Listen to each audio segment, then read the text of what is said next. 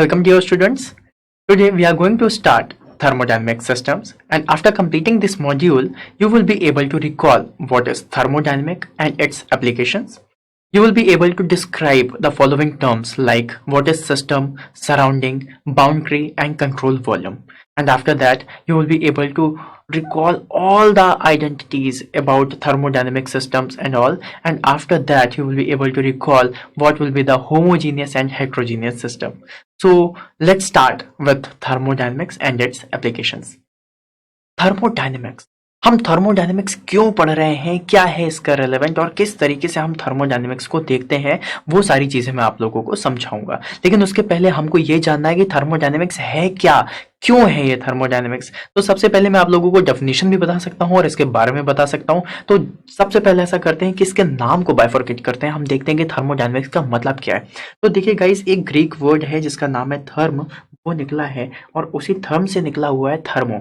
तो हमारा नाम है थर्म और थर्म का मतलब होता है हीट या फिर टेम्परेचर। क्या? हीट, या फिर आप इसे एसोसिएट कर सकते हो टेम्परेचर से। ठीक है। अब देखिए एक चीज और वो दूसरी चीज ये है कि यहाँ पर एक चीज और मिलती है, दैट इज डायनेमिक्स। और अगर आप डायनेमिक्स की बात करो तो कहीं ना कहीं आप लोगों के दिमाग में आएगा फोर्स, और अगर फोर्स की बात करो तो आप लोगों के दिमाग में कहीं ना कहीं कुछ एक चीज आएगी जिसका नाम है वर्क। तो जहां पर हम लोग बात करेंगे डायनेमिक्स की, वहां पर बात आ जाएगी वर्क की। ठीक है। तो अगर आप लोगों को डेफिनेशन के लिए बोले कि थर्मोडायनेमिक्स है क्या, तो आप सीधा सीधा बोल सकते हो कि thermodynamics is a branch of science in which we study about the heat and work and their interaction with the surrounding.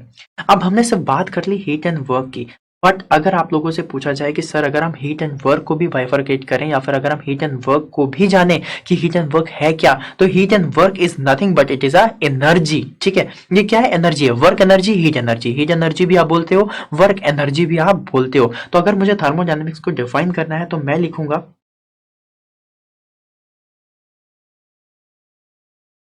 thermodynamics is a branch of science in which we study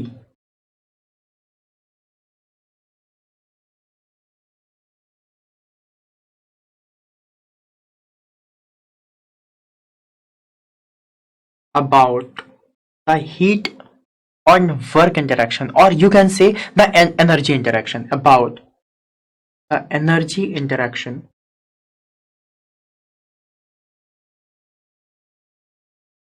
energy interactions and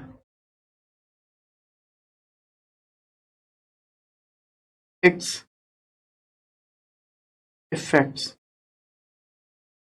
and its effect with surrounding.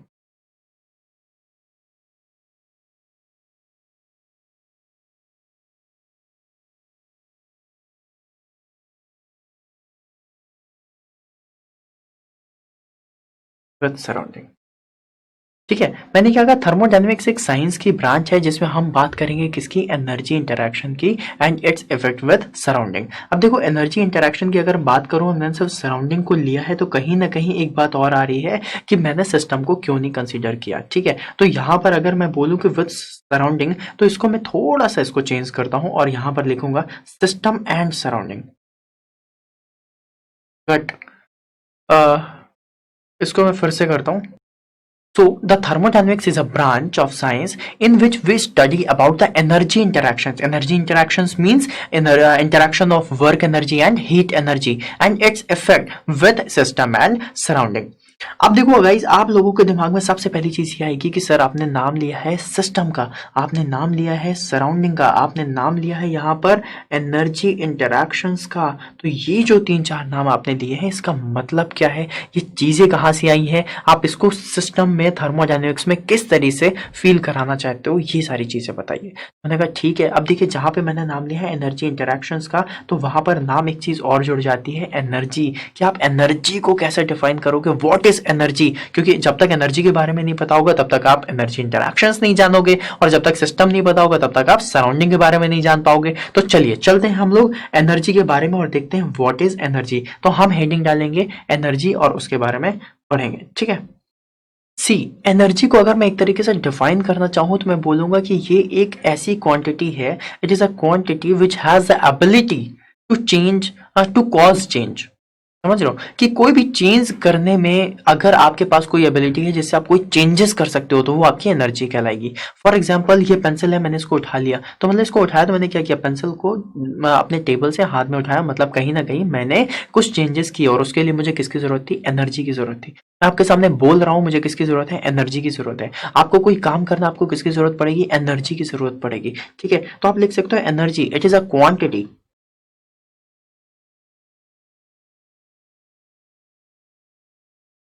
which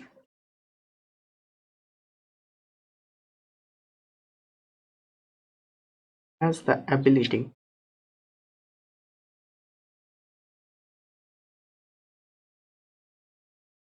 to cause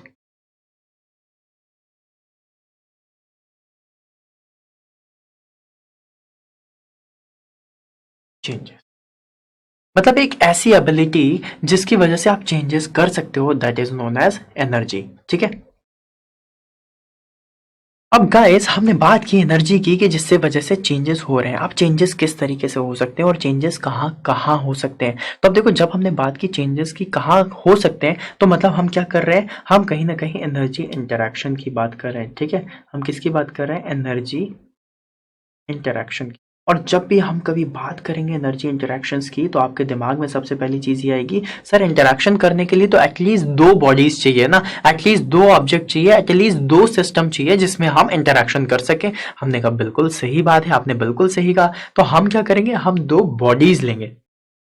अब आपको एक चीज बताता हूं, हम कोई भी bodies ले सकते हैं, इसमें कोई दिक्कत नहीं है, बट द पॉइंट इज आपको जो बॉडी लेनी है या फिर आपको जिस बॉडी से समझना है, उसके लिए ये बात आती है कि सर एनर्जी इंटरैक्शन को आपको समझना है, तो आप बॉडी जो ले रहे हो वो बॉडी कौन सी होगी, कैसी होगी, क्या होगी। तो हम जो बॉडी का नाम लेते हैं, बॉडी बॉडी बॉडी बोल करके अच्छा नहीं लग रहा था, इसलिए थर्मोडायनेमिक में हमने एक स्टडी के लिए हमने एक कॉन्फाइंड एरिया लिया, एक बॉडी ली और उसका नाम रख दिया। हम सिर्फ बॉडी की स्टडी नहीं करते, हमें पार्टिकल की करनी है, हमें किसी इमेजनरी पार्ट की करनी है, हमें किसी भी चीज की स्टडी करनी हो सकती है। तो हम उसको क्या बोलेंगे, हर जगह बॉडी तो बोल नहीं सकते, तो उसके लिए एक टर्म यूज किया गया जिस टर्म का नाम था सिस्टम। सिस्टम, देखो मैंने बोला सिस्टम, सिस्टम क्या होता है। देखो सिस्टम कुछ भी नहीं है, जिसके बारे में आप स्टडी करना चाहते हो, जिसके बारे में आप एनालिसिस करना चाहते हो, जिसके बारे में आप रिजल्ट्स निकालना चाहते हो, जिसके बारे में आप आपका जितना भी बाइफोकेशन है, आपकी स्टडी का सब कुछ करना चाहते हो, वो चीज आपके सिस्टम कहलाती है। anything under consideration and on which we have to do study is known as system। आपको कोई भी चीज कंसिडरेशन में ला सकते हो, आप किसी भी चीज को सिस्टम बना सकते हो, कोई भी चीज सिस्टम बन सकती है। फॉर एग्जांपल एक पेन सिस्टम हो सकता है, एक बॉडी सिस्टम हो सकती है, एक रूम सिस्टम हो सकता है, पूरा शहर सिस्टम हो सकता है, इवन पूरी अर्थ भी सिस्टम हो सकती है। ठीक है, तो मतलब कोई भी चीज को आप जिसके बारे में स्टडी करना चाहते हो वो सिस्टम है। आपने बोला सर ये जो एक पार्टिकल है, मैं इस पार्टिकल के बारे में स्टडी करना चाहता हूं, वो सिस्टम है। आपने बोला सर आपने जो चश्मा पहना हुआ है मैं उसके बारे में स्टडी करना चाहता हूं, ये भी सिस्टम है। मींस आपका सिस्टम कुछ भी हो सकता है। ठीक है गाइस, तो चलिए सिस्टम के बारे में डेफिनेशन लिखते हैं और उसको देखते हैं किस तरीके से। हम्म,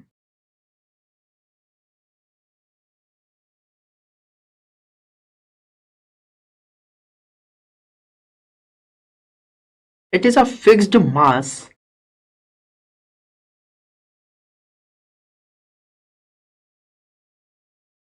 और region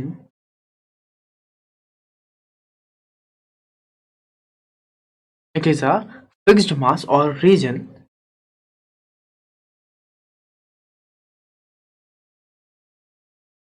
in space. It is a fixed mass or region in space. It is a fixed mass or region in space where our study is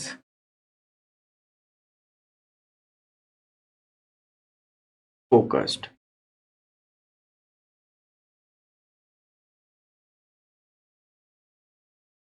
ठीक है, मतलब कहने का मतलब क्या है कि अगर आप लोगों ने किसी भी चीज की स्टडी करनी है और उसमें आपने कोई भी फिक्स्ड मास या कोई एक फिक्स्ड रीजन ले लिया है, ठीक है, तो वो चीज स्पेस में, मतलब स्पेस में हो, किसी भी स्पेस में हो सकती है, कुछ भी। ठीक है, मतलब कहने का मतलब ये। तो अगर है तो उसको हम क्या करेंगे, सिस्टम बोलेंगे। अगर आप इस तरीके से नहीं समझ सकते हो तो आप मतलब समझ तो गए हो, लेकिन आपको अगर और अपने अच्छे तरीके से लिखना है तो आप लिख सकते हो anything under consideration.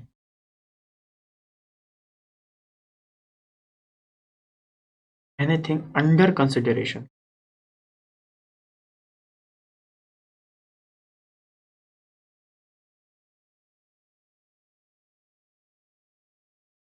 where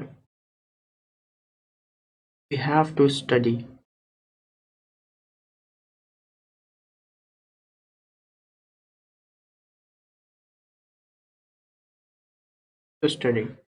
is known as system.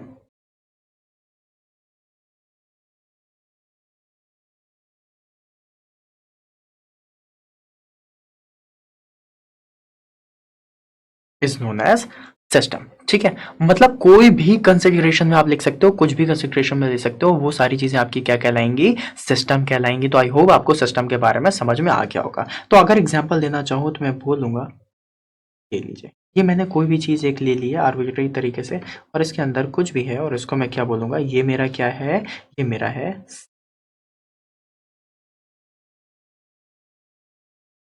अब आप बोलोगे सर सिस्टम तो हो गया, व्हाट इज सराउंडिंग?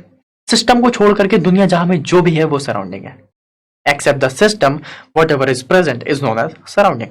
समझ गए? मतलब दुनिया जहां में जो कुछ भी है वो सारी चीजें आपकी सराउंडिंग में आ जाएंगी, सिस्टम के अलावा जो भी आप देख रहे हो। मीन्स अगर आप पेंसिल की बात करो, पेंसिल को छोड़ करके आपके पास जो कुछ भी दिख रहा है वो सब सिस्टम में आ जाएगा, सब कुछ सिस्टम में आ जाएगा।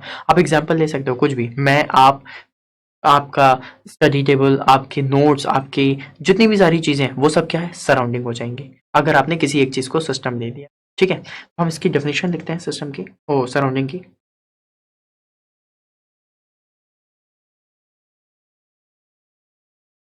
मैंने क्या बोला, सिस्टम को छोड़ करके जो चीज आपको दिखे that is surrounding, everything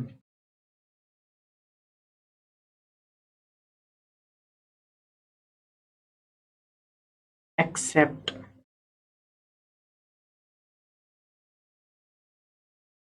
the system. ठीक है, मतलब आपने बोला कि सिस्टम को छोड़ करके जो भी चीज आपको दिखाई देगी that will be the surrounding. और बिल्कुल सिंपल सा है, इतना ही सोचना है। अगर मैंने आपसे बोला कि ये मेरा सिस्टम है, ये क्या है, ये मेरा सिस्टम है, तो सिस्टम को छोड़ करके चाहे ये वाला पोर्शन हो, चाहे ये वाला पोर्शन हो, चाहे ये वाला पोर्शन हो, या फिर ये वाला पोर्शन हो, ये सारे के सारे पोर्शंस आपके क्या कहलाएंगे, ये सारे के सारे पोर्शंस आपके कहलाएंगे सराउंड।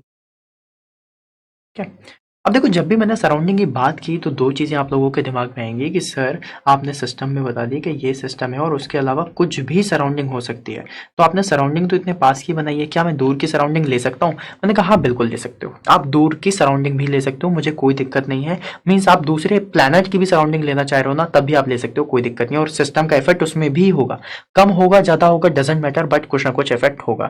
लेकिन हमें इतनी दूर की स्टडी नहीं करनी, हमें अपने पास की स्टडी करनी है। और पास की स्टडी के लिए हम कौन सी सराउंडिंग लेते हैं, इमीडिएट सराउंडिंग लेते हैं। कौन सी सराउंडिंग लेते हैं, इमीडिएट सराउंडिंग। ठीक है,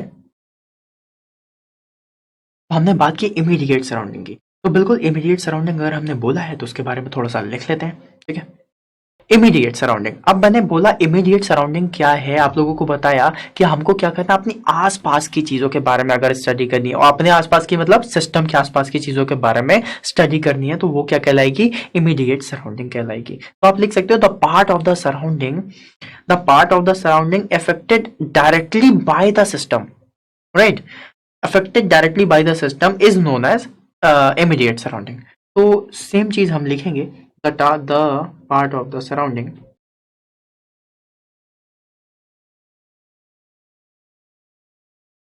मतलब अगर मैंने बात की कि इमीडिएट सराउंडिंग का मतलब कि जितनी भी सिस्टम के आसपास की सिस्टम अगर ये है, और सिस्टम के आसपास की जितनी भी आपको सराउंडिंग दिखाई देगी ना, ये पास वाली, ठीक है, उसको हम क्या बोलेंगे, उसको हम बोलेंगे इमीडिएट सराउंडिंग। और हमें इसी में ही इफेक्ट देखना है। ठीक है, ये कहलाएगी आपकी इमीडिएट सराउंडिंग।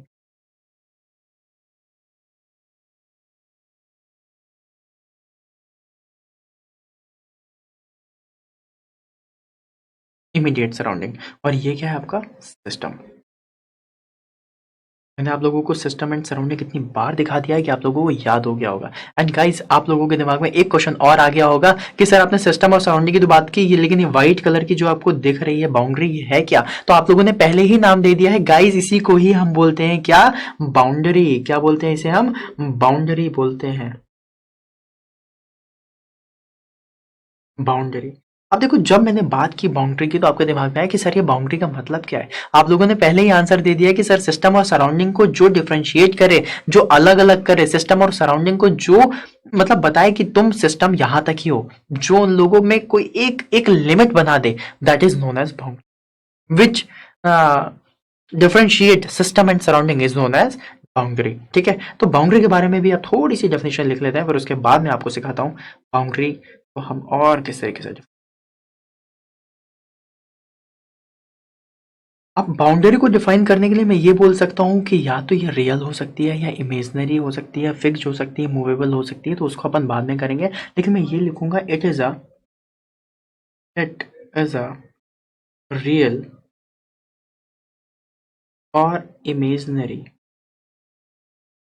ओके, मतलब कहने का मतलब यही है कि एक रियल और इमेजनरी सरफेस जो सिस्टम को सराउंडिंग से सेपरेट कर दे, अलग अलग कर दे, उसे हम बाउंड्री बोलेंगे। अब बाउंड्री देखो कई तरीके की हो सकती है। पहली बाउंड्री हो सकती है फिक्स्ड बाउंड्री, मतलब आपने कोई एक बॉक्स ले लिया, कॉन्फाइंड बॉक्स ले लिया जो बिल्कुल रिजिड है, जिसकी बाउंड्री चेंज नहीं हो सकती, ठीक है, वो फिक्स्ड बाउंड्री हो गई। अब आपकी हो सकती है मूवेबल बाउंड्री, जिसमें आपकी जो बाउंड्री है वो मूव कर सकती है। फॉर एग्जाम्पल, आपने बलून ले लिया, बलून में आपने वाटर भर दिया, अब आप उसको कंप्रेस करोगे तो देखो उसकी बाउंड्री चेंज हो रही है, बिल्कुल एग्जैक्टली। तो ये जो बाउंड्री है उसको अपन क्या कहेंगे? हम बोलेंगे मूवेबल बाउंड्री। और फिर उसके बाद एक आती है इमेजनरी बाउंड्री, मीन्स आप लोगों को किसी एक स्पेस में स्टडी करनी है। अब स्पेस में स्टडी करने के लिए आप क्या करोगे? आप सिर्फ एक इमेजिन करोगे कि हाँ हो सकता है इतनी हमारी बाउंड्री हो, और इसके हिसाब से हम अपनी स्टडी करेंगे। तो हमारी जो बाउंड्री है वो देखा जाए तो एक तरीके से दो पार्ट में टूटती है, और उसे हम बोलते हैं रियल और इमेजनरी बाउंड्री। तो यहां पर हम लिखेंगे रियल बाउंड्री। ओके, अब देखो जो रियल बाउंड्री है या इमेजनरी बाउंड्री है, इसके अंदर भी दो तरीके से आती है। रियल बाउंड्रीज दो तरीके की हो सकती हैं, एक हो सकती है फिक्स्ड और एक हो सकती है मूवेबल।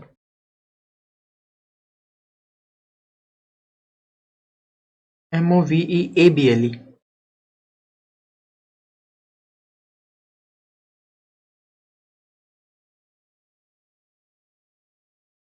रियल बाउंड्री के अंदर दो आ जाएंगी, फिक्स्ड बाउंड्री और मूवेबल बाउंड्री। और इमेजनरी बाउंड्री के अंदर आपका सिर्फ वही आता है जिसमें आप इमेजिन कर सकते हो, और इमेजनरी बाउंड्री हमेशा आपकी फिक्स्ड बाउंड्री ही होती है, काइंड ऑफ आप उसको चेंज नहीं करते हो, ऐसा कहते हैं। लेकिन आप उसको चेंज भी कर सकते हो, आपकी मूवेबल भी हो सकती है। इमेजनरी आप जिस तरीके से इमेजिन कर सको उस तरीके से आपकी बाउंड्री हो जाएगी। अगर आप इसका एग्जाम्पल लेना चाहते हो तो एग्जाम्पल आप लोगों को बता देता हूँ। मतलब सीधा सीधा एग्जाम्पल है, अगर आप लोगों ने एक रिजिड बॉक्स ले लिया, अब देखो रिजिड बॉक्स है, रिजिड है, रिजिड है, तो अब इसकी जो बाउंड्री होगी वो क्या होगी? फिक्स्ड बाउंड्री होगी। लेकिन अगर आप लोग मूवेबल लेना है तो मैं इसी बॉक्स को बनाता हूँ, और इसको मैं क्या करूंगा? फ्लेक्सिबल मटेरियल से बना देता हूँ। किससे बना देता हूँ मैं? फ्लेक्सिबल। और अगर ये फ्लेक्सिबल है, फॉर एग्जांपल मैंने इसे रबर से बना दिया, अगर मैं रबर से बनाऊंगा तो ये क्या होगा? थोड़ा सा स्पंजी हो जाएगा ना, मतलब इसकी बाउंड्री चेंज हो सकती है, ठीक है। तो अगर इस तरीके का दिखता है जिसमें बाउंड्री फ्लेक्सिबल है, दैट इज मूवेबल बाउंड्री, और जहां पे फिक्स्ड बाउंड्री है दैट इज रिजिड बाउंड्री, ठीक है। एंड इमेजनरी के लिए तो आपको पता है, कोई भी मान लीजिए आपने ये एक स्पेस ले लिया, और ये इसमें आपको स्टडी करना है, और यहाँ पर आपने इसको एक बाउंड्री के अंदर क्लोज कर दिया, ठीक है। तो ये बाउंड्री क्या हो जाएगी? इमेजनरी हो जाएगी, ठीक है। तो ये तीन तरीके की बाउंड्रीज थी जो आप लोगों को समझनी थी, और फिर उसके बाद अब हम आगे चलते हैं। तो गाइस, यहाँ पर हमने हमारे दो लर्निंग आउटकम्स अचीव कर लिए हैं। सबसे पहला learning outcome that is thermodynamic and its application, ये हमने रिकॉल कर लिया है, और उसके बाद हम लोगों ने डिस्क्राइब कर लिया है सिस्टम को और सराउंडिंग को। अब वेरियस थर्मोडायनेमिक सिस्टम में मैं आप लोगों को बताऊंगा क्लोज सिस्टम क्या है, ओपन सिस्टम क्या है, इंसुलेटेड सिस्टम क्या है, आइसोलेटेड सिस्टम क्या है, और उसको साइंटिफिक टर्म्स में किस तरीके से हम कंट्रोल वॉल्यूम सिस्टम और कंट्रोल मास सिस्टम बोलते हैं, ये भी हम देखने वाले हैं। तो चलिए स्टार्ट करते हैं। तो गाइस, हम स्टार्ट करने वाले हैं thermodynamic systems and list and various types of thermodynamic system की जो हम हेडिंग डालेंगे वो सिर्फ एक ही चीज डालेंगे, दैट इज थर्मोडायनेमिक सिस्टम, ठीक है। तो चलिए डालते हैं थर्मोडायनेमिक सी। अब जब मैंने आप लोगों से बोला कि ये थर्मोडायनेमिक सिस्टम्स हैं, तो सिस्टम्स में काफ़ी सारे सिस्टम्स आ गए, मीन्स उसमें कई सारी वैरायटीज़ हो सकती है। तो जब हमने लिखा है कि थर्मोडायनेमिक सिस्टम्स, यहाँ पर हम नीचे जो समझने वाले हैं वो क्या समझने वाले हैं, हम इसके टाइप्स समझने वाले हैं कि ये कितने टाइप्स के होते हैं। ठीक है, देखो टाइप समझाने के लिए मैं आप लोगों को बिल्कुल इसी तरीके से बता सकता हूँ कि देखो, एक होता है ओपन सिस्टम, एक होता है क्लोज सिस्टम, एक होता है इंसुलेटेड सिस्टम और एक होता है आइसोलेटेड सिस्टम। बट जब मैं कभी आप लोगों को इस तरीके से समझाऊंगा तो कहीं ना कहीं आप लोग इसको समझोगे, अभी याद रहेगा, फिर बाद में भूल जाओगे। हमें क्या करना है, हमें इसे लॉन्ग टर्म रिटेन करके रखना है। और लॉन्ग टर्म रिटेन करने के लिए हमारे पास क्या होना चाहिए, हमारे पास कुछ एक ऐसी टेक्निक होनी चाहिए, एक ऐसा कॉन्सेप्ट होना चाहिए जिससे हम आगे इसकी हमेशा यूज कर सकें बिना भूले इसे। मतलब हमें हमेशा ये चीज याद रहनी चाहिए। क्यों? क्योंकि ये एग्जाम पॉइंट ऑफ व्यू से बहुत इंपॉर्टेंट है, काफी सारे क्वेश्चंस इससे पूछे जाते हैं। मींस कंट्रोल वॉल्यूम और कंट्रोल मास सिस्टम तो आपको हर क्वेश्चंस में दिखाई दे जाएगा। तो अगर इस तरीके से चीजें दिखाई दे रही हैं तो हमें पता होना चाहिए कि वो एक्चुअली में है क्या। ठीक है, फिर उसके बाद हम डेफिनेशन भी लिख लेंगे। इवन ये जो चीज आज मैं अभी आपको सिर्फ एक पेज में समझाने वाला हूं, उसके बाद आपको डेफिनेशन की भी जरूरत नहीं पड़ेगी, आप मुंह जुबानी डेफिनेशन बना करके बता सकते हो। ठीक है, तो चलिए स्टार्ट करते हैं। तो यहाँ पर जब हम बोलने वाले हैं तो यहाँ पर हम कुछ एक बढ़िया सी एक वो बनाएंगे जिसमें हम लिखेंगे सिस्टम। देन यहाँ पर हम लिखेंगे एनर्जी। अब एनर्जी में दो ही टाइप की एनर्जी होती है जो हम लोगों ने पढ़ा था। एक हम लिखेंगे, ठीक है, याद रखिएगा यही दो एनर्जीज हैं जिनका यूज किया जाता है, मास ट्रांसफर और हीट ट्रांसफर। और यही दो ट्रांसफर्स हैं जो बाउंड्री फिनोमेना है, जो हम लोगों ने बात की थी कि बाउंड्री से क्या क्या चेंज हो सकता है। ठीक है, तो अब ये जो boundary phenomena heat and mass transfer, इसके बारे में हम बात करेंगे। और हीट क्या है, मास क्या है, किस तरीके से आप इनकी चीजें देखेंगे, किस तरीके से आप वर्क एनर्जी देखेंगे, वो सारी चीजें मैं आगे समझाऊंगा बहुत अच्छे से। बट अभी यही चीज समझते हैं कि हीट क्या है, मास क्या है। आपको बिल्कुल ईजी तरीके से समझा दूंगा, चिंता करने की जरूरत नहीं है।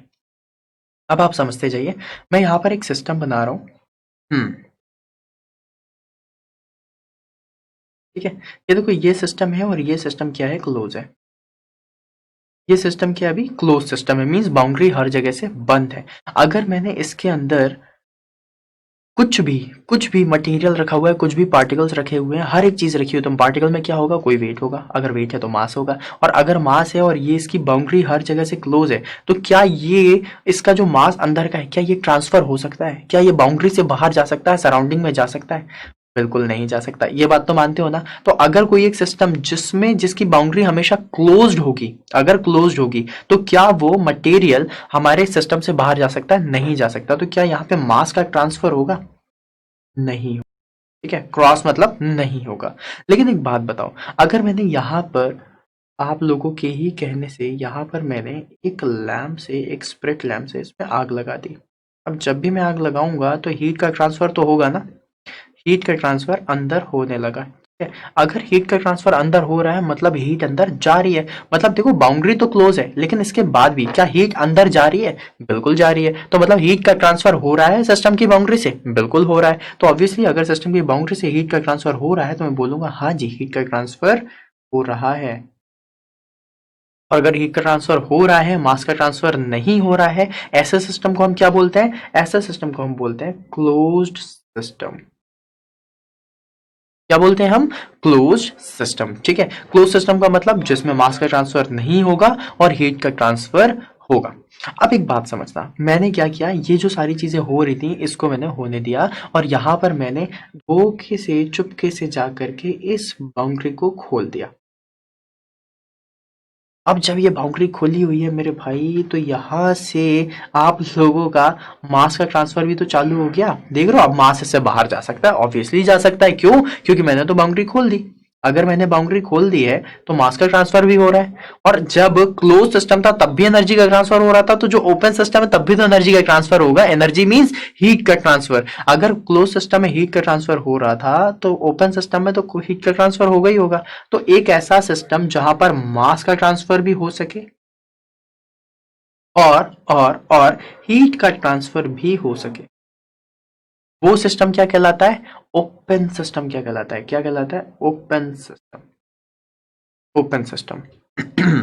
अब एक बात बताइएगा, आपको ये जो चीज मैं समझा रहा हूं उसी में एक चीज और आप ही से पूछूंगा और आप ही उसका आंसर देंगे कि आप एक बात बताओ, क्या ऐसा हो सकता है कि मैं कुछ भी करके कोशिश कर लूं, बहुत ज्यादा कोशिश कर लूं और मास का ट्रांसफर रोक दूं?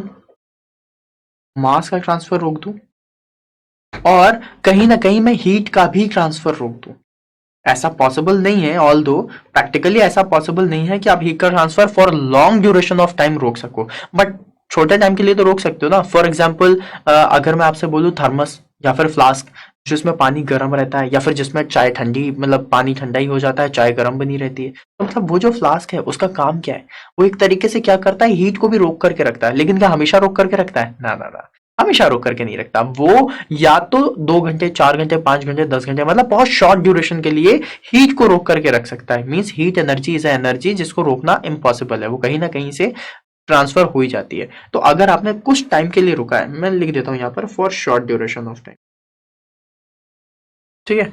अगर मैंने लिखा for short duration of time, तो आप लोगों को एक चीज बहुत अच्छे समझ में आ गई कि मतलब सर ये कहना चाह रहे हैं कि ये वाला जो सिस्टम है, ये सिस्टम में हीट थोड़े समय के लिए रुकेगी, मास रुक सकती है। ऐसे सिस्टम को क्या बोलते हैं? ऐसे सिस्टम को हम बोलते हैं इंसुलेटेड सिस्टम। क्या बोलते हैं? Insulated system.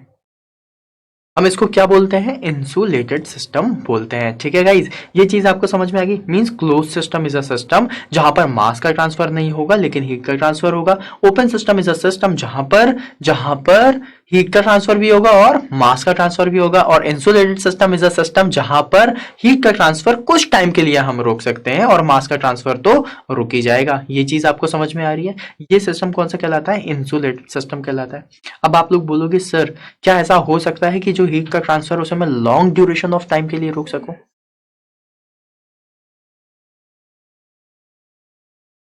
डबल आर लिख दिया, एक ही आर होता है। तो स्टार्ट कहां से, इंसुलेटेड से करूं या फिर इसको बस सुधार के बोल दूं? पक्का? थैंक यू, बस ऐसे ही देखते ही रहा करो, ठीक है। मेरा डबल डबल में बड़ा दिक्कत हो जाता है यार। हम्म। ठीक है।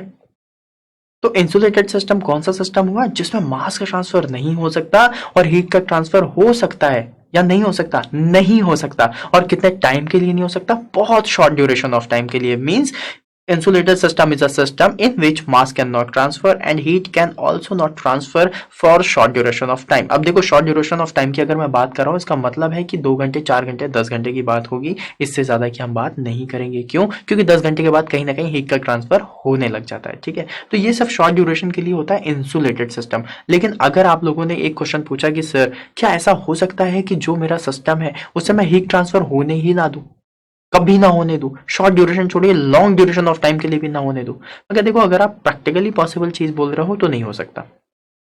बट अगर आपको सोल्यूशन निकालना है एज यू आर इंजीनियर, और अगर आप लोगों को एक दिमाग में एक चीज रखनी है कि नहीं सर मुझे तो इसका सोल्यूशन निकालना है, मैं कोई ऐसा सिस्टम चाहता हूं जिसमें जिसमें हीट का transfer long duration of time के लिए ना हो, मतलब मुझे ये लाइन ना देखनी पड़े कि for short duration of time, मतलब कहीं ना कहीं मैं ये सारी चीजें कर सकता हूँ, तो मैं कहा हाँ बिल्कुल कर सकते हो। इट्स अप टू यू, आप कर सकते हो और वो मैं आपको दिखाता हूं कैसे कर सकते हो। उसके लिए एक सिस्टम और बनाया गया, उसके लिए एक सिस्टम और बनाया गया। उस सिस्टम में क्या किया गया कि जो मास का ट्रांसफर है वो तो नहीं हो सकता, मास ट्रांसफर नहीं हो सकता, और हीट का ट्रांसफर, हीट एनर्जी का भी ट्रांसफर रोक दिया गया। क्या किया गया? हीट एनर्जी का भी ट्रांसफर रोक दिया गया। और यहां पे मैंने कोई एक स्टेटमेंट नहीं लिखा कि वो for short duration of time है या लॉन्ग ड्यूरेशन ऑफ टाइम है। अगर मैंने ऐसा किया है तो इस सिस्टम को हम क्या बोलेंगे? देखो ये हाइपोथेटिकल सिस्टम है, ठीक है। ऐसा बोलते हैं कि हाइपोथेटिकल है क्योंकि प्रैक्टिकली इसे पाना पॉसिबल नहीं है, बट कहीं ना कहीं अगर हो सकता है तो क्या होगा उसके लिए मैं बता रहा हूँ, ठीक है। आप लोग कहोगे कि नहीं सर इसको हम प्रैक्टिकली पा सकते हैं। प्रैक्टिकली आप इंसुलेटेड पा सकते हो, आइसोलेटेड नहीं। आइसोलेटेड आप अगर कंसीडर करते हो तो आपको हर चीज कंसीडर करनी पड़ती है, सब बताऊंगा कि किस तरीके से आइसोलेटेड अचीव किया जा सकता है, बट क्या वो पॉसिबल है ये भी आप बताइएगा, ठीक है। तो अगर ऐसा कोई सिस्टम है जिसमें मास का ट्रांसफर भी नहीं हो रहा है और हीट का ट्रांसफर भी नहीं हो रहा है, तो उस सिस्टम को हम क्या बोलेंगे? उस सिस्टम को हम बोलते हैं आइसोलेटेड सिस्टम। आइसोलेटेड सिस्टम, ठीक है। समझ आ गया कि कहीं ना कहीं आप लोगों ने एक ऐसा सिस्टम जनरेट कर लिया जिसे हम बोलते हैं आइसोलेटेड सिस्टम। अब आइसोलेटेड सिस्टम आप लोगों ने लिखा है, तो आइसोलेटेड सिस्टम के लिए आप लोगों को एक चीज और बता दो कि एक्चुअली में है क्या। इससे जो हम कंसीडर करते हैं, हम इसे कंसीडर करते हैं एज अ यूनिवर्स। अभी सिखाऊंगा कि किस तरीके से हमने इसे यूनिवर्स बोला है, ठीक है। अब यूनिवर्स लिखने का मतलब है कि यूनिवर्स एक आइसोलेटेड सिस्टम है। हाँ जी, बिल्कुल आइसोलेटेड सिस्टम है। और यहाँ पर मैं आपको दो चीजें और लिखाने वाला हूँ कि इसको हम क्या बोलते हैं, मीन्स ओपन सिस्टम और क्लोज सिस्टम को हमारे और क्या नाम है, ठीक है। तो इसमें भी आप लोग लिख लीजिएगा, फिर मैं आपको अभी एक्सप्लेन करता हूँ कि किस तरीके से। जो क्लोज सिस्टम है इसे हम बोलते हैं control mass system. Close system को हम बोलते हैं कंट्रोल मास सिस्टम और ओपन सिस्टम को बोलते हैं कंट्रोल वॉल्यूम सिस्टम।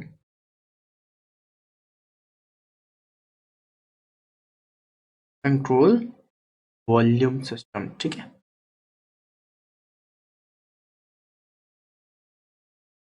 याद रखिएगा क्यों बोलते हैं, किस लिए बोलते हैं और ये नाम क्यों पड़ा, ये भी मैं आप लोगों को बताऊंगा, बहुत अच्छे से बताऊंगा।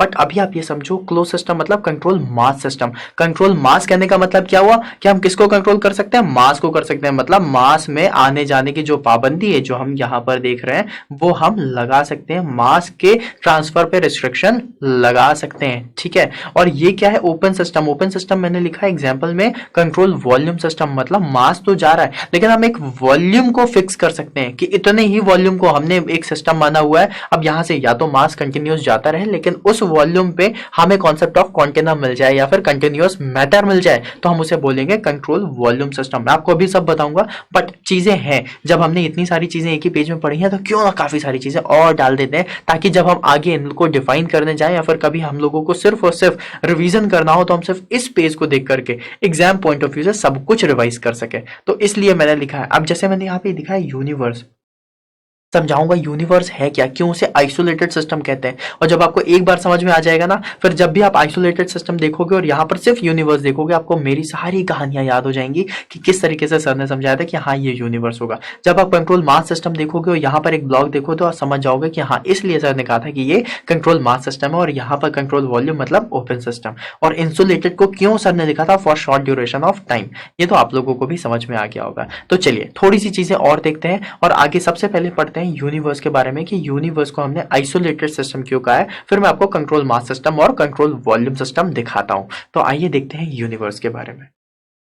तो हम पढ़ रहे हैं यूनिवर्स। यूनिवर्स के बारे में आपको बताता हूँ और बहुत ही इंटरेस्टिंग बातें बताऊंगा, आप लोगों को बहुत मजा आने वाला है कि सर यूनिवर्स को आपने किस तरीके से डिफाइन कर दिया। देखिए हमने क्या पढ़ा था, हमने यूनिवर्स के लिए पढ़ा कि ये एक आइसोलेटेड सिस्टम है ना। क्या पढ़ा था ये, कि ये एक आइसोलेटेड सिस्टम है। अब ये जो आइसोलेटेड सिस्टम है, इसके बारे में ऐसा क्यों बोला गया कि यूनिवर्स ही एक आइसोलेटेड सिस्टम हो सकता है। इसकी एक ट्रिक थी। एक्चुअली में आइसोलेटेड सिस्टम पॉसिबल नहीं था, बट हमें बनाना था कि हम आइसोलेटेड सिस्टम क्या कर सकते हैं। तो हमने ये कहा, जो हमने सबसे पहले मिनट में पढ़ा था वो ये पढ़ा था कि एक सिस्टम होता है और एक सराउंडिंग होता है, ठीक है। और ये होती है उसकी बाउंड्री। मतलब सिस्टम को छोड़कर दुनिया जहां में जो कुछ भी होगा वो सराउंडिंग होगी। समझ रहे हो, सिस्टम को छोड़ करके दुनिया जहां में जो कुछ भी होगा, जो कुछ भी, मतलब इतनी ज्यादा प्लेसेस हैं। मीन्स आप कहीं पर भी चले जाओ, किसी भी स्टार में चले जाओ, सन तक में चले जाओ, कहीं पे भी चले जाओगे, वो सब क्या कहलाएगी, सराउंडिंग कहलाएगी।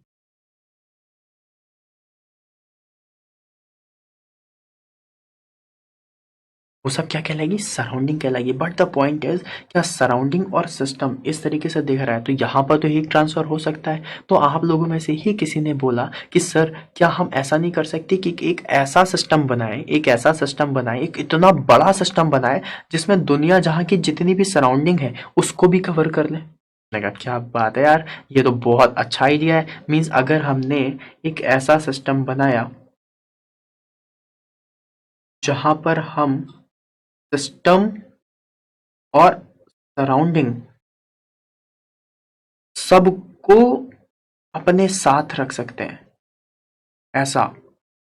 मतलब देख रहे हो आप, ये एक ऐसा सिस्टम जिसके अंदर सिस्टम और दुनिया जहां की सारी सराउंडिंग आ गई, सब कुछ आ गया। और इसको हमने बोला प्रॉपर SYSTEM, मतलब एक ऐसा सिस्टम जिसमें हमने सिस्टम और सराउंडिंग सबको लेकर के आ गया। मींस इस सराउंडिंग के बाहर कुछ भी नहीं है, दुनिया जहां में कुछ भी नहीं। और अगर इस सराउंडिंग के बाहर कुछ भी नहीं है तो आप एक बात बताना कि अगर यहाँ पे कुछ भी रिएक्शन होगी तो हीट ट्रांसफर यही होगा, सराउंडिंग में ही होगा। और ये जितनी भी सराउंडिंग है, इस सारी सराउंडिंग को भी हमने एक सिस्टम के अंदर ही रख लिया है। तो अभी क्या इस सिस्टम के बाहर कुछ मिलेगा, क्या इस सिस्टम के बाहर कुछ मिलेगा, नथिंग, कुछ भी नहीं मिलेगा। यहाँ पर क्या होगा, नथिंग होगा, मीन्स कुछ भी नहीं है, कुछ भी नहीं। तो क्या अब इस सिस्टम से बाहर, क्या इस बड़े वाले सिस्टम से बाहर कुछ भी हीट ट्रांसफर हो सकती है? नहीं हो सकती। और मास ट्रांसफर वो तो हो ही नहीं सकता, जब हीट ट्रांसफर नहीं हो रही तो मास ट्रांसफर तो हो ही नहीं सकता।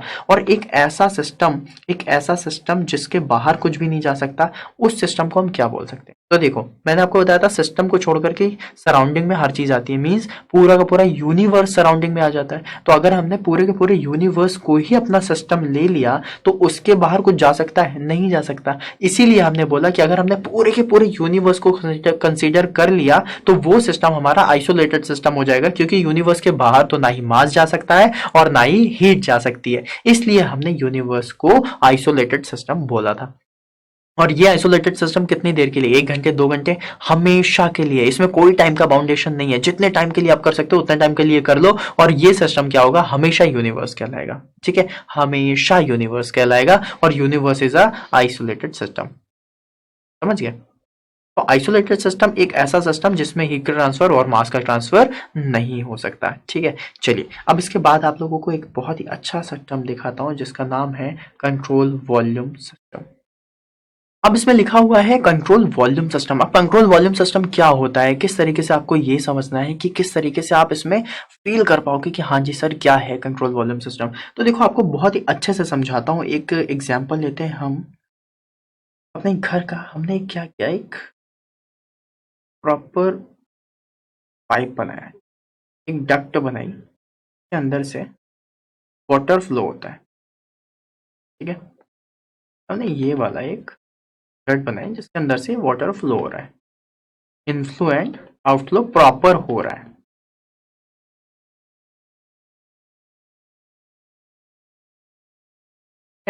ये देखो, ये प्रॉपर इनका इनफ्लो एंड आउटफ्लो होता हुआ जा रहा है। अब आप खुद समझना जो मैं आपको कहने की कोशिश कर रहा हूँ। अब मैंने क्या किया, इसमें मुझे एक ओपन सिस्टम लेना है। मुझे एक क्या लेना है, ओपन सिस्टम लेना है। मैंने कहा ठीक है, मैं ऐसा करता हूँ, मैंने एक ओपन सिस्टम ले लिया यहाँ से।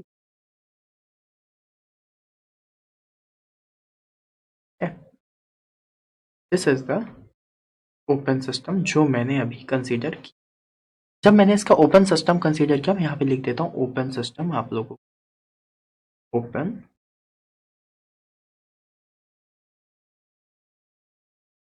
यहाँ पर क्या हो रहा है, इनफ्लो हो रहा है, inflow of water, inflow of water. और यहाँ पर क्या हो रहा है, आउटफ्लो ऑफ वाटर,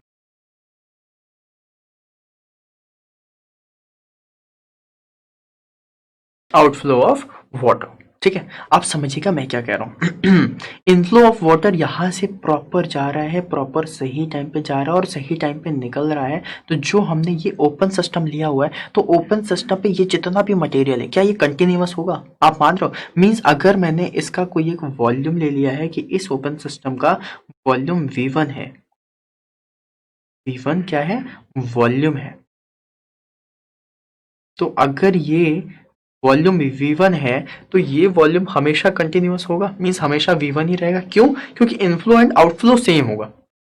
अगर इनफ्लो ज्यादा हो रहा है, आउटफ्लो कम हो रहा है, तो कहीं ना कहीं पानी यहाँ पे रुक रहा होगा, तो इसका वॉल्यूम चेंज हो सकता है। तो नहीं, ऐसा नहीं करना। हमें क्या करना है, हमारा inflow and outflow of the water same होगा। तब क्या होगा, यहाँ का जो वॉल्यूम है ये कंटिन्यूअस रहेगा, ये वॉल्यूम V1 ही रहेगा। और अगर कोई एक ऐसा सिस्टम जिसमें जिसमें हमने वॉल्यूम को कंप्लीटली अपने अंडर में रखा हुआ है, हमने वॉल्यूम को चेंज होने नहीं दिया, ऑल दो यहां पर मास का ट्रांसफर हो या ना हो।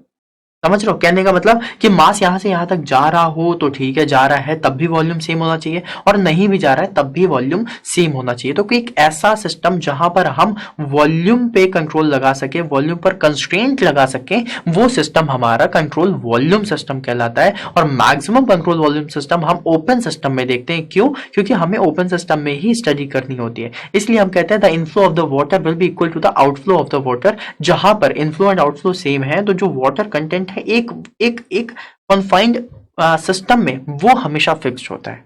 ठीक है। और ये बस एक मानने की बात होती है, मीन्स ये जो ओपन सिस्टम में आप कंट्रोल वॉल्यूम सिस्टम लेते हो ना, ये एक इमेजनरी सिस्टम होता है, ठीक है। ये आप डायरेक्टली इस तरीके से नहीं ले सकते, क्यों? क्योंकि आप फिक्स नहीं कर सकते ना इसे, ये एक इमेजनरी सिस्टम में ही चलता है, ठीक है। तो अगर आपको इसकी कहानी लिखनी तो मैं कहानी भी लिखा देता हूँ, बहुत सिंपल सी है। या तो आप ऐसा बोल सकते हो, अ सिस्टम, बहुत सिंपल सी लैंग्वेज में लिखा रहा हूँ, फिर एक टफ लैंग्वेज में भी लिखा दूंगा।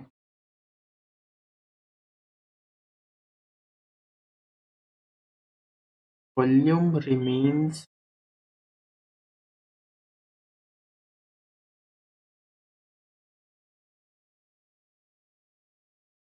a system in which volume remains constant through out the process लिख दो या फिर ना लिखो, कोई फर्क नहीं पड़ता। वॉल्यूम रिमेन्स द कांस्टेंट होना चाहिए, मीन्स वॉल्यूम कांस्टेंट होना चाहिए थ्रू आउट द प्रोसेस और नॉट। तो मैं नहीं चाहूंगा कि आप थ्रू आउट द प्रोसेस लिखो, सिर्फ आपके दिमाग में यही होना चाहिए कि वॉल्यूम रिमेन्स कॉन्स्ट। अगर वॉल्यूम कांस्टेंट है देन, अच्छा मास चेंज हो रहा है कि नहीं? ऑब्वियसली मास तो चेंज हो गई ना, पहले मास यहाँ पर किसी का कुछ मास था, अब वो यहाँ पे आ गया, तो मास का फ्लो तो हो रहा है, फ्लो ऑफ द मास हो रहा है, मींस ये जो आपका मटेरियल है वो फ्लो हो सकता है, वो स्टैटिक भी हो सकता है, डजेंट मैटर, बट आपका वॉल्यूम हमेशा कांस्टेंट होना चाहिए, ये चीज आपको याद रखनी है। इसके बाद एक चीज और है जो मैं अभी इसके बाद एक चीज और है जो अभी मैं आप लोगों को लिखाने वाला हूं, उसको देखिएगा और उसके बाद आप समझेंगे कि हाँ, ये एक्चुअली में कांस्टेंट वॉल्यूम सिस्टम या फिर कंट्रोल वॉल्यूम सिस्टम को हम किस तरीके से समझ सकते हैं, ठीक है। तो एक लाइन और लिखिएगा प्लीज।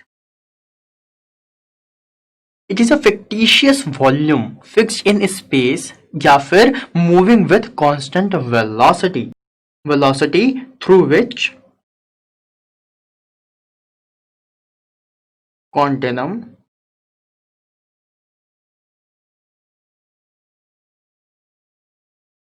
फ्लोज। फिक्टिशियस,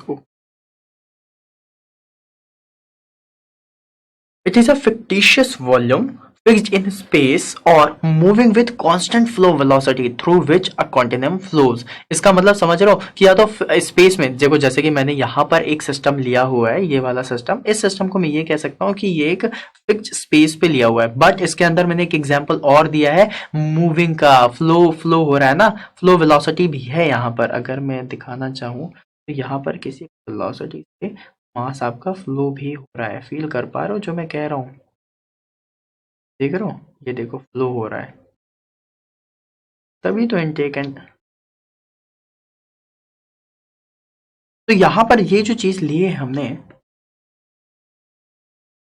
तो यहाँ पर ये जो चीज़ ली है, यहाँ पर हमने ये पूरा का पूरा बताया हुआ है कि ये एक वॉल्यूम हमने ओपन सिस्टम पे लिया है। तो यहाँ पर आप फील कर सकते हो ना, यहाँ पे आप क्या फील कर सकते हो कि ये वाला जो सिस्टम है, ये पूरा का पूरा सिस्टम, ये एक तो स्पेस पे लिया हुआ है, प्लस हमने यहाँ पर फ्लो वेलोसिटी भी दी हुई है, मतलब वाटर है वो फ्लो भी हो रहा है। तो आपको दोनों एग्जाम्पल्स इससे क्लियर हो रहे हैं, ठीक है। तो ये है कहीं ना कहीं आपका कंट्रोल वॉल्यूम का सिस्टम, जिसको आपको समझना जरूरी था। और कंट्रोल मास के लिए मैंने आपको इसलिए नहीं बताया क्योंकि कंट्रोल मास का मतलब है कि कोई भी एक कॉन्फाइंड बॉक्स जहां पर आपका मास का ट्रांसफर नहीं हो रहा होगा, that is control mass system, उसमें आपको इतना ज्यादा सोचने की जरूरत नहीं थी। बट आप लोगों से एग्जाम पॉइंट ऑफ व्यू से जो इंपॉर्टेंट है वो ये है, और आप लोगों से जो पूछा जाएगा वो कंट्रोल वॉल्यूम सिस्टम के बारे में पूछा जाएगा, ओपन सिस्टम में ही किसी तरीके से आपको वो दिया जाएगा, ठीक है। तो ये जो दो स्टेटमेंट मैंने लिखे हैं, इन दो स्टेटमेंट को आपको याद रखना है, बस इसके अलावा और भी कुछ आपको इसमें याद रखने की जरूरत नहीं है। तो गाइज यहां पर हमने हमारा थर्ड लर्निंग आउटकम अचीव किया हुआ है,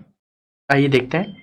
तो guys now you are able to list and identify what is thermodynamic system and what is control system and control mass system and control volume system, ठीक है गाइज। तो यहाँ पर हमारा तीसरा लर्निंग आउटकम भी हो गया है, और चलिए चलते हैं हमारे फोर्थ लर्निंग आउटकम पे, that is homogeneous system and heterogeneous system. की होमोजीनियस सिस्टम क्या होता है और हेट्रोजीनियस सिस्टम क्या होता है, तो आइए देखते हैं।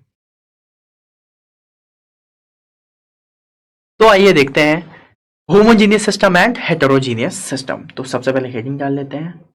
अब स्टूडेंट्स आप लोगों के दिमाग में यह आ रहा होगा कि सर जब हम लोगों ने इतने सारे सिस्टम पढ़े थे, open system, close system, isolated system, insulated system, तो फिर ये दो सिस्टम कैसे आ गए, होमोजीनियस सिस्टम और हेटेरोजीनियस सिस्टम। तो गाइज ये जो होमोजीनियस सिस्टम और हेटेरोजीनियस सिस्टम है, ये एक टाइप नहीं है कि आप ऐसा समझो कि हाँ कि ये किसी भी सिस्टम का टाइप है, नहीं, ये कंट्रोल मास सिस्टम या कंट्रोल वॉल्यूम सिस्टम, इसमें भी हो सकता है। ये इंसुलेटेड सिस्टम में भी आ सकता है या आइसोलेटेड सिस्टम में भी आ सकता है। इसकी कैटेगरी ही बिल्कुल अलग है। ठीक है, अब होमोजेनियस सिस्टम को समझाना है या हेट्रोजेनियस सिस्टम को समझाना है, तो आप लोगों को इसके लिए सबसे पहली चीज ये समझनी होगी कि होमोजेनियस और हेट्रोजेनियस का मतलब क्या है। तो जब भी आप किसी भी सिस्टम को देखते हो तो उसमें आपको क्या मिलता है, सब्सटेंस मिलता है। और अगर किसी भी सब्सटेंस का आपका chemical composition and physical composition, that is mechanical composition भी आप उसे बोल सकते हो, तो chemical composition and physical composition अगर किसी भी मटेरियल का सेम है तो वो होमोजेनियस सिस्टम कहलाएगा। और अगर किसी भी सिस्टम का या फिर किसी भी सब्सटेंस का chemical composition and physical composition दोनों सेम नहीं है तो वो हेटेरोजेनियस सिस्टम में आ जाएगा। अब जिस तरीके से मैंने बात की कि chemical composition and physical composition same है कि नहीं, इसका आपको एक एग्जाम्पल देता हूं। देखो जैसे कि मैंने लिखा, हाँ, एक एग्जाम्पल, बिल्कुल एक प्रॉपर सा एग्जाम्पल देता हूं, फिर आपको एक डे टू डे लाइफ का भी एग्जाम्पल दूंगा और दोनों चीजें आपके लिए बहुत ईजी हो जाएंगी। फॉर एग्जाम्पल मैंने आपसे बोला 2CO plus O2 means carbon monoxide plus oxygen को जब मैं मिलाऊंगा तो इससे जो केमिकल कंपोजिशन मिलेगा वो मुझे क्या मिलेगा, 2 ऑफ CO2। ठीक है, अगर देखा जाए तो कहीं ना कहीं इन सबको अगर मिला करके देखें तो मुझे सिर्फ एक ही फेज मिल रहा है, और वो जो फेज मिल रहा है वो क्या मिल रहा है, CO2। इसका कहने का मतलब क्या है कि ये एक होमोजीनियस सिस्टम है। समझ रहे हो? अगर मैंने आप लोगों से इसी तरीके से, चलिए अगर इक्वेशंस पे बात ना करके मैं आप लोगों को सिर्फ और सिर्फ प्रैक्टिकल लाइफ का एग्जांपल देना चाहूं जिससे आप ज्यादा अच्छे से समझ सको, तो चलिए आपको एक बहुत अच्छा सा एग्जांपल देता हूं। एक हमारा एक क्लास है, ठीक है, और इसी ग्लास में आपने कहा कि सर पानी ठंडा नहीं है, इसमें थोड़े से बर्फ के टुकड़े डाल दीजिए। हमने कहा ठीक है सर, आपकी मर्जी है, तो हम इसमें बर्फ के टुकड़े डाल देते हैं। मीन्स हमने कुछ और कुछ आइस क्यूब ऐड कर दी। और अगर हमने इसमें आइस क्यूब्स ऐड कर दी और हमने बोला कि अब तो आपकी मर्जी से हमने इसमें आइस क्यूब्स ऐड किए, यहाँ पर हम इसको लिख देते हैं वाटर, और यहाँ पर हम इनको लिख देते हैं आइस क्यूब। ठीक है,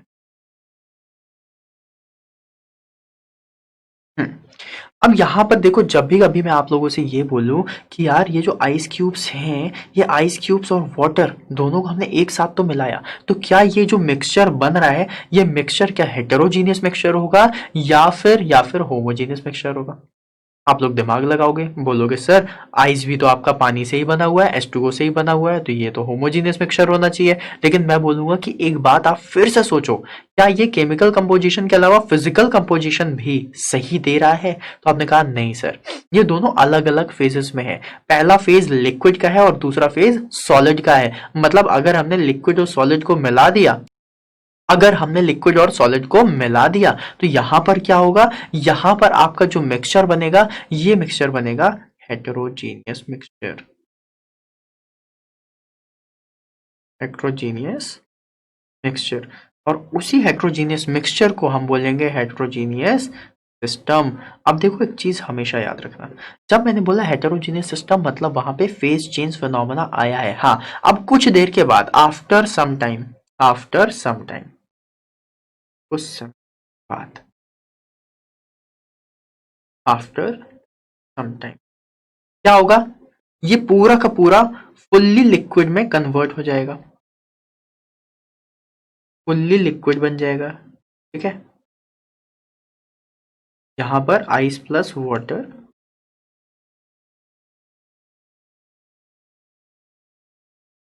ये क्या हो जाएगा, फुल्ली लिक्विड हो जाएगा। और अगर ये फुल्ली लिक्विड हो गया, अब मैं यहां पर प्राउडली बोल सकता हूं ये मेरा होमोजीनियस मिक्सचर हो गया है। समझ रहे हो डिफरेंस, समझ में आया? Homogeneous mixture. अब हमने बात की होमोजेनियस मिक्सचर की, तो मिक्सचर में आप लोगों ने ये चीज देखी कि जब भी कभी आइस क्यूब मेल्ट होकर ये वाटर बन जाएगा और हमें सिर्फ और सिर्फ सिंगल फेज मिलेगा। जब हमें क्या मिलेगा, सिंगल फेज मिलेगा, मतलब फुल्ली लिक्विड जब हम मिलेगा तो हम बोलेंगे इसे होमोजेनियस है। बट जब हमने देखा कि हमारे पास एक ऐसा कॉम्बिनेशन है जिसमें आइस क्यूब्स भी अवेलेबल है, वाटर भी अवेलेबल है, तब हम उसे बोलेंगे कि वो होमोजीनियस नहीं है, वो हेटेरोजीनियस मिक्सचर है। ठीक है, आइए अब इसके बारे में थोड़ी सी कहानी लिख लेते हैं और इसके बाद हम इसे होमोजीनियस मिक्सचर और हेटेरोजीनियस मिक्सचर को और अच्छे से समझ आ जाएंगे। ठीक है, चलिए। अब होमोजेनियस मिक्सचर के लिए आप लोगों को दो डेफिनेशन लिखाता हूँ। एक लिखाता हूँ फेज वाली, जिसमें आप ये बात कर पाओगे कि हाँ ये फेज चेंज होता है तो हम उसे क्या बोलेंगे, ठीक है। तो आप लिखना होमोजेनियस मिक्सचर पे, ठीक है। एक सिस्टम जिसमें सिर्फ और सिर्फ सिंगल फेज होगा उसे हम क्या बोलेंगे, होमोजीनियस सिस्टम बोलेंगे। इसके अगर आप लोगों को कुछ एग्जांपल्स लिखते हैं तो मैं आप लोगों को कुछ एग्जांपल्स सिखा देता हूँ, जिससे और भी चीजें क्लियर हो जाएंगी, ठीक है। तो आइए एग्जांपल लिखते हैं।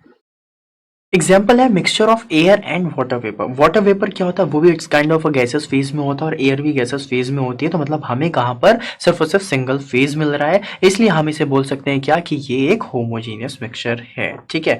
अब अगर सेम चीज लिखनी है तो मैं हेटेरोजीनियस मिक्सचर के लिए लिख सकता हूँ, बट इसके पहले मैं चाहूंगा कि होमोजीनियस मिक्सचर में एक लाइन और लिखा देता हूँ केमिकली तरीके से, मीन्स केमिकल रिएक्शंस के तौर पे लिखा देता हूँ, उससे आप लोगों को थोड़ा सा और क्लियर हो जाएगा। तो चलिए एक रिएक्शन और लिख लेते हैं होमोजीनियस के लिए, फिर हम हेटेरोजीनियस में आएंगे, ठीक है।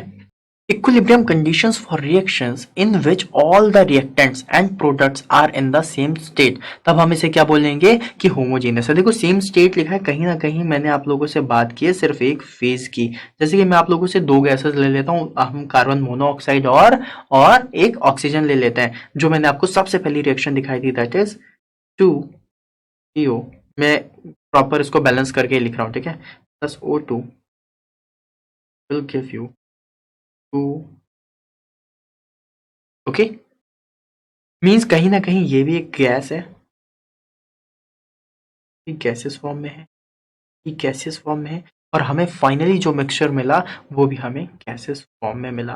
तो होमोजेनियस मिक्सचर या फिर होमोजेनियस सिस्टम के बारे में जो हम बोले तो क्या होता है, एक सिस्टम जहां पर एक सिंगल फेज ही आपको मिले, दैट इज होमोजेनियस सिस्टम। अच्छा, मैंने यहाँ पर ऊपर मिक्सचर लिखा हुआ है, इससे आप कंफ्यूज मत होना। मिक्सचर मैंने इसीलिए लिखा हुआ है क्योंकि हम यहाँ पर दो चीजों को मिला रहे हैं, एक एयर और एक वाटर वेपर, ठीक है, और उसके बाद मिल रहा है, और इससे मिलने वाला जो सिस्टम होगा उसे हम क्या बोलेंगे, होमोजीनियस सिस्टम, ठीक है।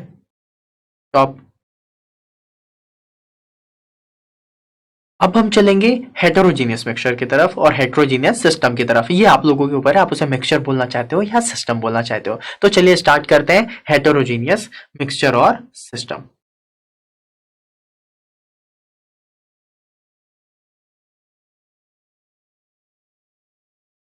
और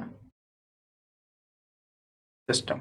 अब हेटेरोजीनियस मिक्सचर और सिस्टम मैंने इसीलिए लिख दिया ताकि आप लोग कंफ्यूज ना हो तो मिक्सचर था या सिस्टम था, बोथ आर सेम। एक मिक्सचर जो सिस्टम के अंदर यूज हो रहा है दैट इज हेटेरोजीनियस सिस्टम हो जाएगा, ठीक है। अब देखो इसको बहुत ही सिंपल लैंग्वेज में बोल सकते हैं, having more than two faces या मोर देन वन फेसेस, है ना। हैविंग, या फिर हैविंग से नहीं, अ सिस्टम से स्टार्ट करते हैं, प्रॉपर डेफिनेशन लिखते हैं ना, a system.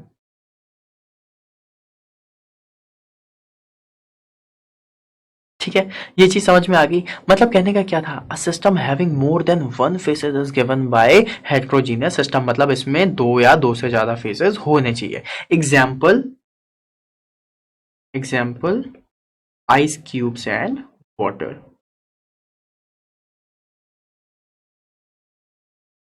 Cubes plus water. इसका एग्जांपल नहीं लेना है तो आप ऐसे भी ले सकते हो, oil plus water.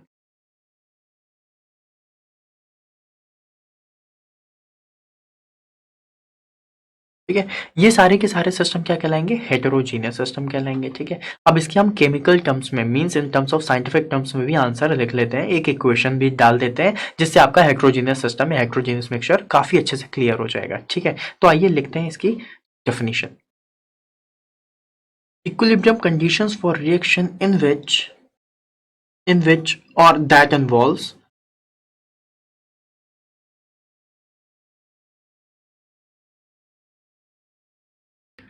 equilibrium conditions for reactions that involve substances in more than one state, मतलब कि कहीं ना कहीं एक या दो से ज्यादा स्टेट होनी चाहिए, तब हम कहेंगे कि ये हेटेरोजीनियस मिक्सचर है, हेटेरोजीनियस सिस्टम होता है। तो चलिए आइए इसी पर हम एक इक्वेशन लिख लेते हैं और फिर उसको हम देखते हैं कि किस तरीके से हमने लिखी है, ठीक है। तो हमारी इक्वेशन होगी, यहाँ पर जो हमने इक्वेशन लिखी है that is NH4Cl that gives NH3 that is ammonia plus HCl, ठीक है, हाइड्रोक्लोरिक एसिड। अगर मैं इसकी बात करूं NH4Cl, तो ये क्या होता है, ये एक सॉलिड फॉर्म में पाया जाता है, ठीक है। और NH3 किस में पाया जाता है? गैसियस फॉर्म में पाया जाता है, ठीक है। और HCl लिक्विड फॉर्म में भी पाया जाता है। तो कहीं ना कहीं अगर देखा जाए तो आपके पास मोर देन वन फेसेस मिल रहे हैं, इसलिए ये इक्वेशन कौन सी हो जाती है? हेटेरोजीनियस इक्वेशन हो जाती है। तो आई थिंक आप लोगों को ये चीज क्लियर हो गई कि अगर सिंगल फेज है तो होमोजेनियस इक्वेशन, अगर डबल फेज है या मोर देन टू फेजेस है तो हेटेरोजीनियस इक्वेशन होती है। तो ये चीज आप लोगों के लिए क्लियर हो गई कि होमोजीनियस इक्वेशन और हेटेरोजीनियस इक्वेशन क्या होती है। अगर ये सारी चीजें क्लियर हो गई हैं तो गाइस हम लोगों ने हमारा जो फोर्थ लर्निंग आउटकम है वो भी अचीव कर लिया है। तो आइए देखते हैं।